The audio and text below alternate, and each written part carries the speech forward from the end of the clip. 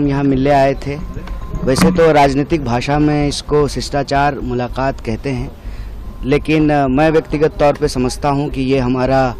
एक आत्मीय मुलाकात थी, इस लिहाज से कि ये देश में जो परिस्थिति है अभी, जिस तरह से तानाशाही चल रही है, किसी को भी पकड़ करके बिला वजह जेल में बंद कर देना, इस तानाशाही के खिलाफ हम लोग पिछले कई सालों से लड़ रहे हैं और तानाशाही के खिलाफ इस लड़ाई में हम सब एकजुट हैं। तो उनसे हम ये बात कहने के लिए, उनको बताने के लिए कि इस लड़ाई को हम लोग सब मिल करके लड़ेंगे, एकजुट होकर के लड़ेंगे और देश में संविधान और लोकतंत्र को जिस तरह से समाप्त किया जा रहा है,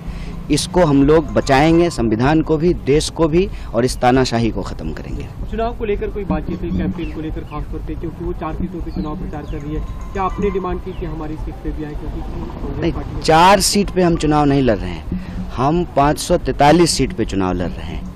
हम इंडिया अलायंस के सब लोग जो है घटक दल हैं और ये अलायंस पूरी तरह से एकजुट है। दिल्ली की भी 7 सीट पे चुनाव लड़ रहे हैं। तो जो भी हम लोग रणनीति बना रहे हैं वो किसी एक प्रत्याशी के लिए या एक पार्टी के लिए नहीं बना रहे हैं, वो दिल्ली के लिए बना रहे हैं, दिल्ली के लोगों के लिए बना रहे हैं, क्योंकि ये दिल्ली के लोगों के आत्मसम्मान का सवाल है। किसी को, एक व्यक्ति को सांसद बनाने का सवाल नहीं है, किसी एक व्यक्ति को प्रधानमंत्री बनाने का सवाल नहीं है, एक पार्टी की सरकार बनाने का सवाल नहीं है। सवाल है कि दिल्ली के लोगों को जिस तरह से अपमानित किया जा रहा है, जिस तरह से दिल्ली में तानाशाही चल रही है, जिस तरह से सीएम साहब को पकड़ करके जेल में डाल दिया गया है, इस तानाशाही के खिलाफ और दिल्ली के अधिकारों पे जो रोज़ बरोज़ हमले हुए, जिस तरह से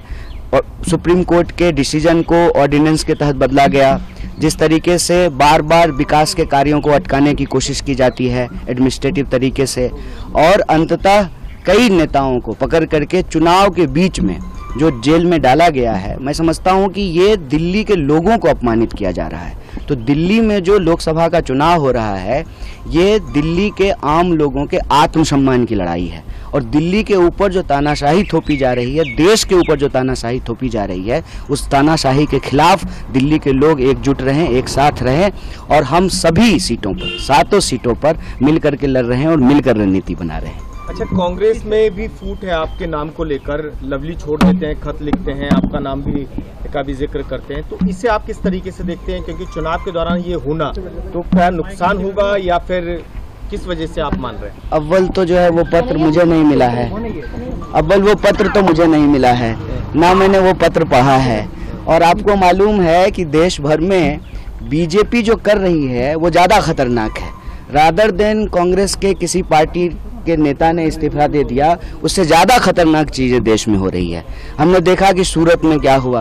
हमने देखा कि इंदौर में क्या हुआ, हमने देखा कि खजुराहो में क्या हुआ। मैं तो दिल्ली के लोगों को भी कह रहा हूँ कि आप सौभाग्यशाली हैं,